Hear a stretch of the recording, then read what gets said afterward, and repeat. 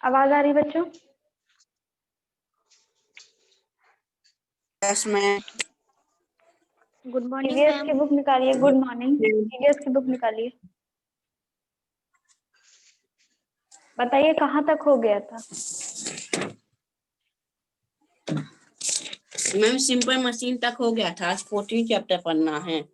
हाँ, आज हम लोग पढ़ेंगे चैप्टर नंबर 14। क्या नाम है चैप्टर का? B healthy live longer. तो हेल्दी का मतलब आपको पता है, स्वस्थ रहना, तंदुरुस्त रहना। Yes ma'am. लिव मतलब जीना, लॉन्गर मतलब लंबा, है ना? तो be healthy live longer. Be मतलब रहो ना, क्या रहो? हेल्दी रहो। और जियो कैसे? Live longer. समझ में आ रही है बात? इस चैप्टर के नाम यस से ही मैम। आपको समझ में आ जाएगा कि चैप्टर में क्या है। बताइए क्या मतलब समझ में आ रहा है चैप्टर का? बी हेल्दी लिव लॉन्गर का मतलब क्या है? रहो है, रहे मतलब रहो हेल्दी हाँ, रहे और जीवन में हाँ सही कह रहे लंबे हो। समय तक। हेल्दी रहो, स्वस्थ रहो और खूब जियो। तो हेल्दी रहने के लिए हमको क्या करना पड़ेगा? बताइए रिशिता, हेल्दी रहने के लिए हम क्या करेंगे? कैसे हम हेल्दी रह सकते हैं? कुछ तो करना पड़ेगा ना, ऐसे मैं बैठे बताए बैठे तो। हाँ बताइए हर्ष, आप बताइए। मैम, फ्रूट खाएंगे, गुड। हेल्दी रहने के वेजिटेबल, लिए हमें ग्रीन फास्ट फूड ज्यादा वेजिटेबल। नहीं खाना चाहिए, बाहर का जी सामान। बिल्कुल सही। और हमें बाहर की चीजें मैम कम ज्यादा खानी, ऑयली फूड नहीं फ्रूट खाना चाहिए, हाँ मिल्क बाहर। पीना चाहिए, है ना? ग्रीन वेजिटेबल्स खानी चाहिए। और अगर बीमार है तो टाइम से दवा लेना चाहिए, है ना? यस खाना मैम। चाहिए। Yes ma'am. हाँ। तो इसी चैप्टर में हम लोग देखते हैं कि हम कैसे क्या क्या करके हेल्दी रह सकते हैं। ओके, स्टार्ट करते हैं। Medical science has change the life of human beings. Human beings यानी कि हम सब लोग। तो मेडिकल साइंस ने हम सभी की लाइफ बहुत चेंज कर दी है। The human beings get relief and are cured from dangerous diseases with the help of the invention of medical science। तो मेडिकल साइंस ने इतनी सारी इन्वेंशंस की है जिसकी वजह से हम लोग को जो दवाइयाँ मिलती हैं तो हम लोग कई सारी बीमारियों से बच जाते हैं। Earlier people yes ma'am. thought that diseases were caused by the curse of God or evil spirits। और जो पुराने समय के लोग थे, मतलब जब मेडिकल साइंस नहीं था और लोगों को ये दवाओं के बारे में नहीं पता था, तो लोग क्या सोचते थे कि जो हमें बीमारी हो गई है, जो इतनी बड़ी बड़ी बीमारियां हो रही है, जो लोग मर रहे हैं, ये क्यों हो रहा है? क्योंकि भगवान ने हमें कर्ज दे दिया है। What is the meaning of कर्ज बच्चों? कल कर्ज, कर्ज। मैम क्या चीज? अरे कर्ज क्या का चीज? मतलब क्या होता है? कर्ज।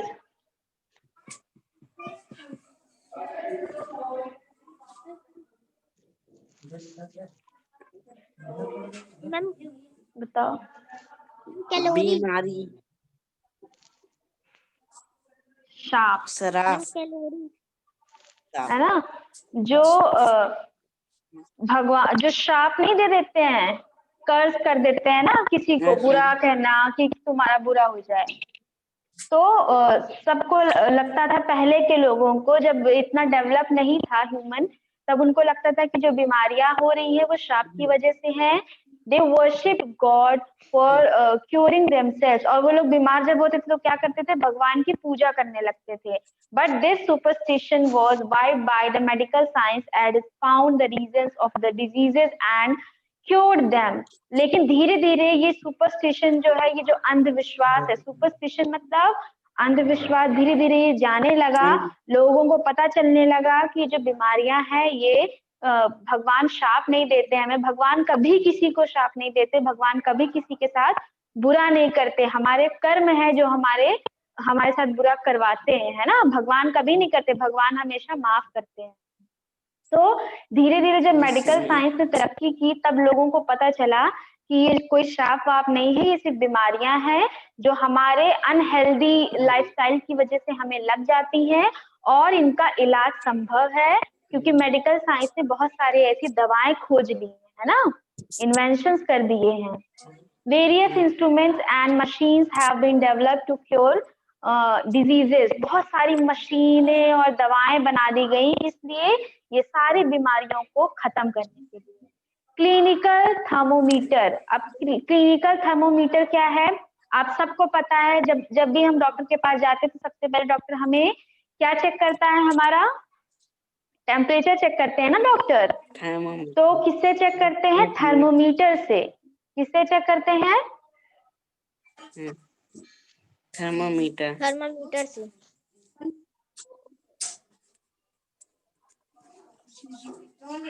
सबसे पहले हमारा डॉक्टर थर्मोमीटर से टेम्परेचर चेक करते हैं।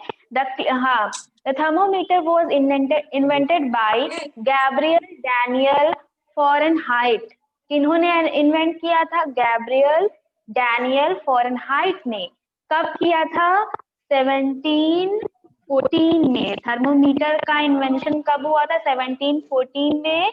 और इन्वेंट किसने किया था, गैब्रियल डैनियल फॉरेनहाइट ने। He was a German physicist. The clinical thermometer is used to measure the temperature of human body. और थर्मोमीटर किस लिए होता है, आपने देखा होगा ऐसे लंबा सा होता है ना थर्मोमीटर, और इसमें थोड़ा सा कुछ रहता है जिससे हमारा टेम्परेचर नापा जाता है, और कई सारी ऐसे लाइंस होती हैं जिनके थ्रू हमें पता चलता है कि कितना बॉडी का टेम्परेचर है ना। तो थर्मोमीटर का जो इन्वेंशन था वो किस लिए हुआ था, ह्यूमन बॉडी का टेम्परेचर नापने के लिए। It measure the temperature in degree Fahrenheit. और ये कैसे टेम्परेचर चेक करता है, फ़ारेनहाइट और डिग्री में, है ना। फिर द टेम्परेचर डिग्री फ़ारेनहाइट और डिग्री सेल्सियस में भी। A clinical thermometer is a slim glass rod with a bulb of mercury at one end. और ये कैसा होता है, ग्लास का बना होता है और इसमें एक बल्ब होता है मरकरी का, ठीक। और it is marked with degrees from 95 Fahrenheit to 110. 95 degree Fahrenheit से लेकर 110 डिग्री तक ये मार्क होता है ना, इसमें एक मार्क होता है। तो हमें तभी हमें पता चलता है कि हमारा जो टेम्परेचर है वो कितना है। The normal temperature of the human body is, हमारे ह्यूमन बॉडी का जो नॉर्मल टेम्परेचर होता है वो कितना है, तो होता है 98 डिग्री सेल्सियस, है ना। बताइए ह्यूमन बॉडी का टेम्परेचर कितना होता है, सब लोग बताइए। 98.4 डिग्री सेल्सियस, है ना। 4 डिग्री सेल्सियस। और अगर इसको 98.4 डिग्री फ़ारेनहाइट होता है, और अगर इसको सेल्सियस में हम नापते हैं तो सेल्सियस में कितना बताएगा, 73 डिग्री सेल्सियस, ठीक। तो ये बात बहुत इंपॉर्टेंट है, आप लोग को याद होनी चाहिए कि फ़ारेनहाइट में हमारे ह्यूमन बॉडी का टेम्परेचर नॉर्मल जो होता है वो कितना होता है, 98.4 डिग्री फ़ारेनहाइट। और सेल्सियस में अगर देखें तो 30 नहीं था, कितना है, 37। आप लोग बताते भी नहीं है, 37 डिग्री सेल्सियस, ठीक। Yes, ma'am. If the body temperature is higher or lower than the normal body temperature, we know that a person is not well and he or she needs the medical treatment. अगर किसी का भी body का temperature 98.4 degree Fahrenheit से नीचे जाता है, minus में, या इससे ऊपर जाता है प्लस में, तो आप समझ जाएंगे कि ये जो इंसान है ये अभी ठीक नहीं है, इसको डॉक्टर की जरूरत है। फिर the thermometer is put in the mouth and the armpit, या फिर इसको आर्मपिट पर रखते हैं या फिर माउथ में रखते हैं टेम्परेचर चेक करने के लिए। फिर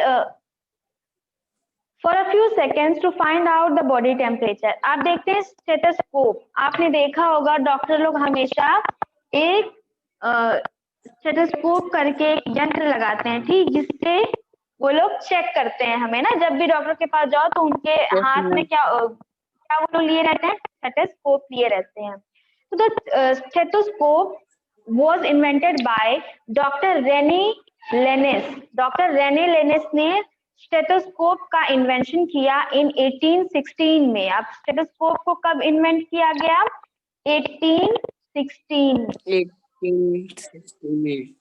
It is used to listen to the sounds of internal body organs such as lungs and heart. आपने देखा होगा डॉक्टर हमेशा हमारे लंग्स के पास ये चीज होता है ना, इसको रखकर कान से सुनते हैं। क्या सुनते हैं? अंदर के ऑर्गन्स का साउंड सुनते हैं ना, इसको रखने के बाद। किसका किसका? हार्ट का, लंग का, है ना। Doctor identify if there is any problem in the function of the body organs by using stethoscope. Today, the stethoscope are made very advanced and sensitive and are being used by all doctors. और आजकल के जमाने में जो stethoscope होते हैं वो बहुत ज्यादा एडवांस हो गए हैं और उनसे बहुत सारी चीजें जो है वो आवाजें पता लगाई जा सकती हैं हमारे ह्यूमन बॉडी ऑर्गन्स की। अब देखते हैं माइक्रोस्कोप क्या है। The microscope is an instrument which enables us to see very small objects which cannot be seen through naked eyes. Microscope का मतलब ही होता है जो बहुत माइक्रो जो चीजें होती हैं उन सबको हम देख पाते हैं बिना अपनी जो आंखों से हम नहीं देख सकते। It makes very small objects look big. It was invented and developed over the years. और ये छोटे छोटे जो ऑब्जेक्ट्स होते हैं उनको बहुत बड़ा करके दिखा देते हैं और ये बहुत साल पहले इसका इन्वेंशन हुआ था। This is an interesting story about the invention of microscope. अब माइक्रोस्कोप जब बनाया गया, इन्वेंशन किया गया इसका, तो एक अजीब सी एक इंटरेस्टिंग सी स्टोरी भी है इसके पीछे। लॉन्ग अगो मतलब बहुत समय पहले की बात है। An optician named Zacharias Janssen has a spectacle shop in Holland. Zacharias Janssen करके एक ऑप्टिशियन थे जो ऑप्टिकल का जो काम करते हैं ना, वो थे जो चश्मों का काम करते हैं। वो अपनी दुकान में बैठे हुए थे जो हॉलैंड में थी। One day he by chance looked at a fly through two lenses kept on behind the other. अब उन्होंने एक दिन बैठे थे तो उनके पास स्पेक्टिकल्स की शॉप थी, तो उन्होंने दो लेंसेज के पीछे एक फ्लाई को देखा, एक मक्खी को देखा। He was amazed to see the size of the fly by looking through these lenses. वो जब उन लेंसेज के पीछे से उन्होंने मक्खी को देखा तो वो इतनी बड़ी दिख रही थी कि वो आश्चर्य में आ गए कि इतना बड़ा साइज कैसे दिख सकता है लेंसेज की वजह से। It looked very big. वो बहुत बड़ा दिख रहा था। He then prepared a toy called flea glass. उन्होंने तब एक खिलौना बनाया जिसका नाम था flea glass, which became very popular among children. बच्चों में वो बहुत ही फेमस हो गया। Galileo, a famous Italian scientist, अब इटालियन साइंटिस्ट थे Galileo, came to know about this flea glass. उनको ये flea glass वाले खिलौने के बारे में पता चला, which gave him the idea of combining lenses, जिसके थ्रू उनको आइडिया मिला कि इन लेंसेज को कंबाइन करके क्या बनाया जाए, माइक्रोस्कोप बनाया जाए। He made a device using two lenses and named it a microscope. उन्होंने दो लेंसेज को मिलाकर एक डिवाइस बनाया जिसको हम लोग माइक्रोस्कोप कहते हैं।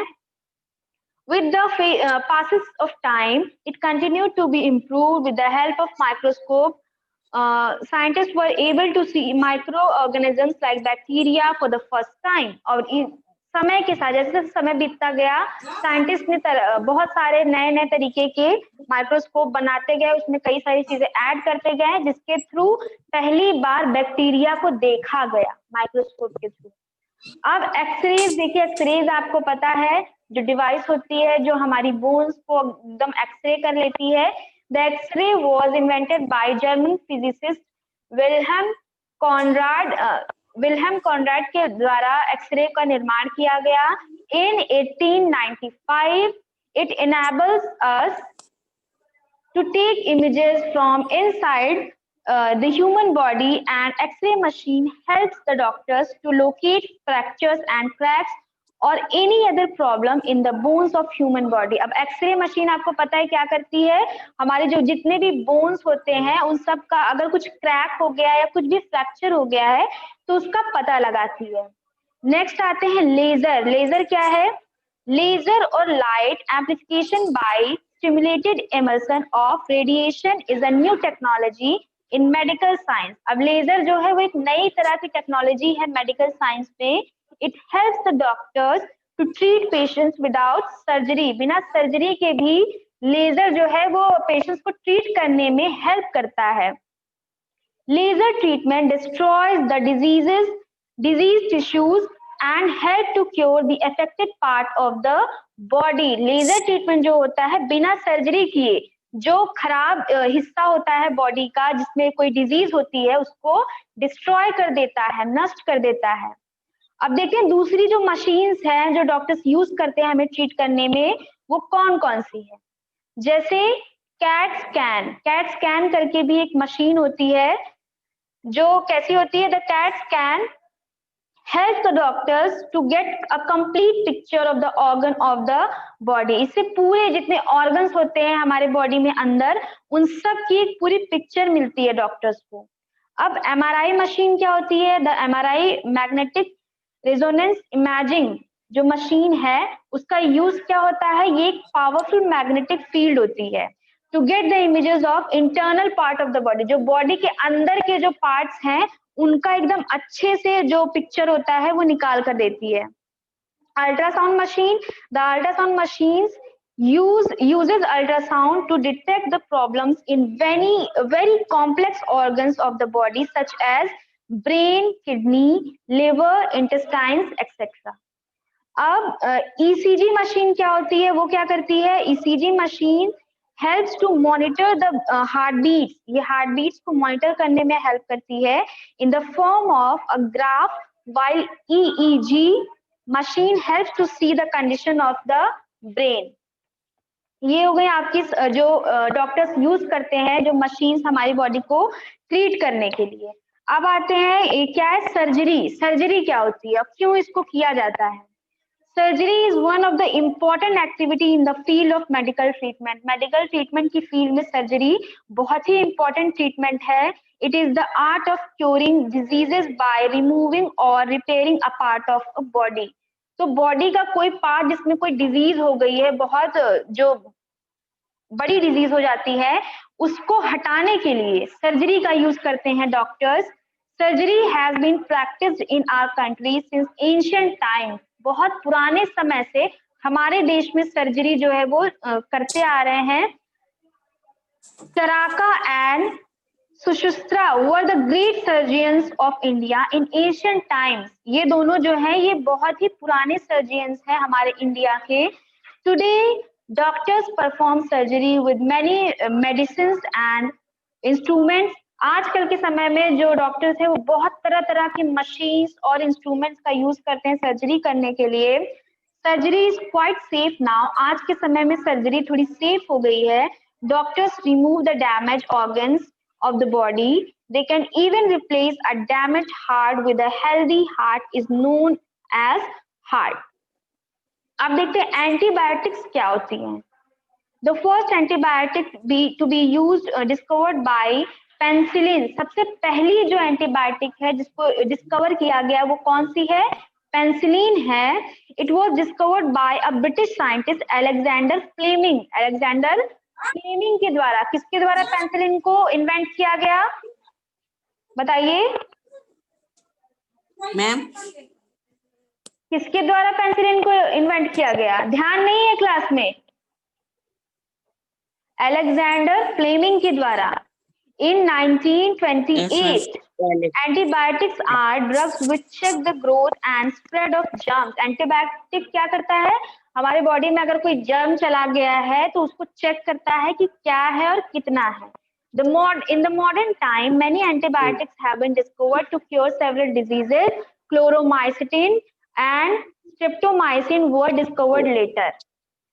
अब देखते हैं वैक्सीनेशन। वैक्सीनेशन कितना जरूरी है, कितनी बड़ी बड़ी बीमारियों से हमें बचाता है। अभी जो बीमारी जो कोविड-19 चल रही है उसके लिए भी वैक्सीनेशन कितना जरूरी है। तो वैक्सीनेशन के बारे में Yes, ma'am. पढ़ते हैं, ये बहुत ही इंपॉर्टेंट है। The body is made to develop a defense system through vaccination which makes it immune from diseases. Vaccination अगर हमारी बॉडी में किया गया है तो बहुत सारी बीमारियों से हमारी बॉडी बची रह सकती है। जैसे smallpox was a common deadly disease in the 18th century. Smallpox जो बीमारी थी वो 18th सेंचुरी में बहुत ही जानलेवा बीमारी थी। And English doctor Edward Jenner, बहुत इंपॉर्टेंट नाम है ये, English doctor Edward Jenner is credited with coming up with the first vaccine against smallpox in 1776. Today, many diseases such as tuberculosis, cholera, tetanus, typhoid, whooping cough, and yellow fever have been prevented through vaccination. Dr. Jenner was the first who used the word virus. Virus जो सबसे पहला word use किया था doctor Jenner ने वो यही थे। अब देखते हैं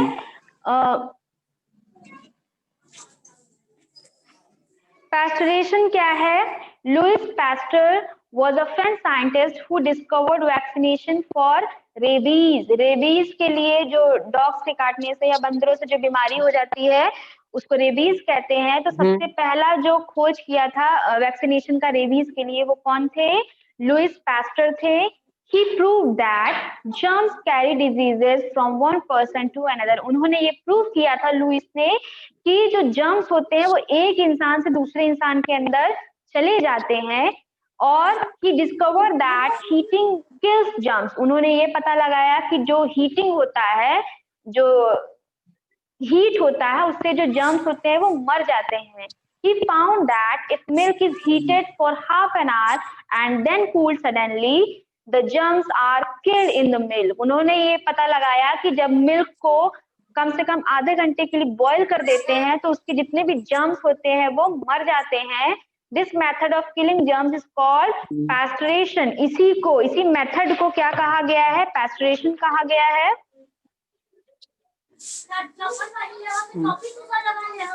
अब देखते हैं स्टेरिलाइजेशन क्या होता है।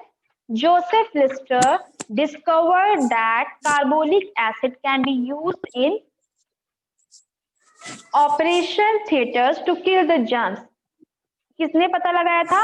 जोसेफ लिस्टर ने पता लगाया था कि जब ऑपरेशन थिएटर में जर्म्स को किल करने के लिए किसका यूज करते हैं हम लोग? डॉक्टर्स किसका यूज करते हैं? कार्बोलिक एसिड का। This chemical did not injure body tissues और इसकी वजह से इंसान के बॉडी टिश्यूज को कुछ भी नुकसान नहीं होता।